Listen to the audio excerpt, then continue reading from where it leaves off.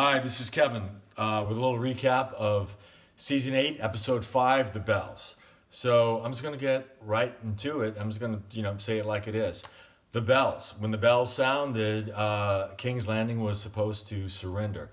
I agree with Danny. I think she did the right thing. I think when she heard those bells, she knew better than to surrender. Because if she laid down her arms, Cersei and the Golden Company would have killed all her troops. Cersei is known for stabbing everyone in the back. She didn't send her troops to the north to fight the White Walkers like she said she would.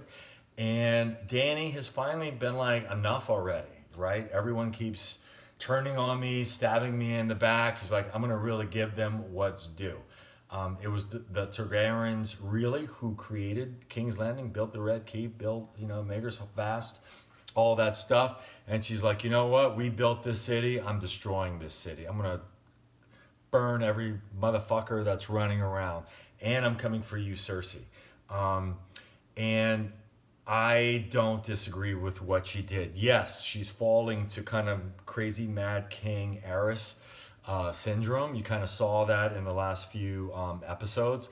But she's alone. She's lost most of her Dothraki. She's lost every advisor that she's really loved and trusted around her. She's alone.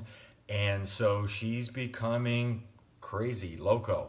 And I think Jon saw that in the episode. He saw Danny killing whoever, whether it was the evil, whether it was the innocent. And I really believe that he knows that any rebellion that stands in her way will be destroyed by the dragons. I just want to say, I didn't realize the firepower of the dragons. I mean, I didn't realize dragons, especially Drogon, can destroy a city like it destroyed King's Landing. I mean, that was crazy. So anyway, any rebellion that stands in Daenerys' way will be destroyed. Winterfell, that's definitely next. So Sansa, we know that doesn't like Daenerys. She wears it on her sleeves. Daenerys is going there next. What will Jon do about that? Cersei and Jaime. Much too quick. Everyone's talking about is after all this 10 years of character development of Cersei and Jaime, it ended like this. I have to say, I called everything wrong. I thought Cersei was going to kill Jaime. I thought that Jaime was going to kill Cersei. I thought that Tyrion was going to kill Cersei. I thought that Arya was going to kill Cersei. And, next thing you know, Cersei's losing everything. She's not really saying much. She's crying a little bit. They're running down the halls. They run into the basement. She sees Jaime, and then boom, it's all done. I thought that was a little too quick. Also, the whole thing with Euron, give me a break. It's like Jaime's looking at his boat, and all of a sudden Euron comes in on that cove, and they, stab each other, and Euron is like a freak. I'm the one who killed Jaime. No, you're not. Sorry, loser. Great moment between Arya and the Hound. He kind of released her. What the fuck was the Mountain? What kind of zombie was he? He couldn't be killed. He was like a robot. And it was really interesting, and I saw this on one of the theory wrap-ups today, that, the Hound had to kill him or die. It was actually an inside of HBO, the episode, that the Hound had to die the way that was his biggest fear, in flames. I thought that was, pretty amazing. That was pretty epic, that fight. We knew that it was coming. It was the reason that I knew the Hound would not die on the long night, the big fight, because there had to be Clegane Bowl. I also knew the Lannisters weren't going to die that night on, fighting the White Walkers, because there had to be some kind of reunion back between the Lannister kids. What is left? What's happening next? I think it's really interesting. I will say this. I don't think Jon, this Game of Thrones is going to end where, Jon is on the throne. Question for you, is there still a throne, right? Does the Iron Throne still exist? The Red Keep or whatever it's called was completely destroyed. So does that still exist? Whoever's going to be the king or queen, I don't think it's Jon. I think because of this. Jon was resurrected for a reason, right? He was killed. and he was brought back by Melisandre. The Lord of Light had a special purpose for Jon. I think that that purpose will be realized, and then Jon will be killed or will die. I don't think he's meant to be the king, even though the first book, was the whole thing was called, the Song of Ice and Fire, which is, Jon, ergo, Aegon Targaryen. I think that one of my patients said today that they think Sansa is going to sit on the Iron Throne. And I find that really interesting because if you go back to the first season, that's all Sansa wanted. And given everything she's gone through, and even, Tyrion would say that everyone underestimates her.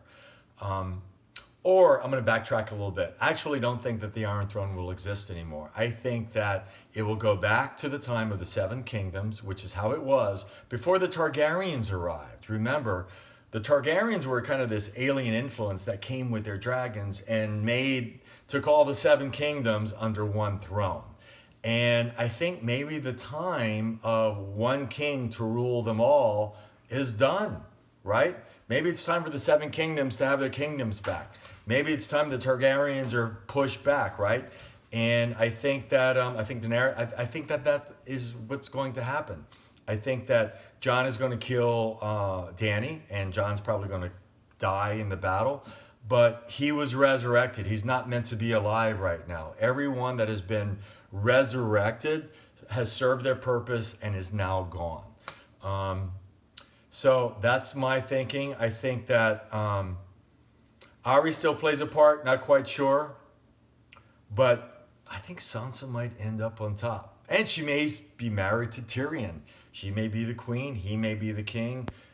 Maybe Tyrion will go back to Castle Rock. Who knows? Where was Bronn? Whatever happened to Bronn? Bronn showed up with like a crossbow, and that was like the weirdest scene. Showed up with a crossbow. He was going to shoot Tyrion. He's going to shoot Jaime, and then all of a sudden he was like gone. So will we see more of him? I'm not quite sure. So I thought that was kind of weird. Varys, goodbye Varys. It's really been great having Varys in for 10 years. It was really kind of sad. You knew it was coming. But, what a way to go, Varys. And Melisandre had said that he was going to die like she would in the West. Let's see what else. I'm not going to go into another rant about the White Walkers and the long night, how it was too short. And what are they?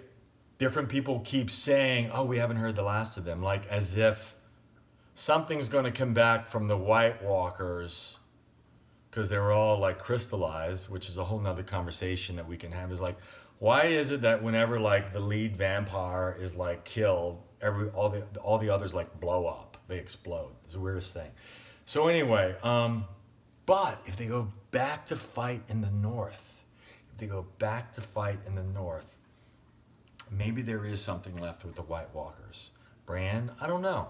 We shall see. I still want to know where Bran went for all that time when the long night battle was happening. He went somewhere. We shall see if they will answer that question. So, as much as this whole show is like the Song of Ice and Fire, it's really the Song of the North. So I'm curious to know what will happen next. Or maybe it's the Song of Dragons. What about that red comet that Dany saw when her dragons were born? Still a lot to be answered. That's all for tonight. See you next week.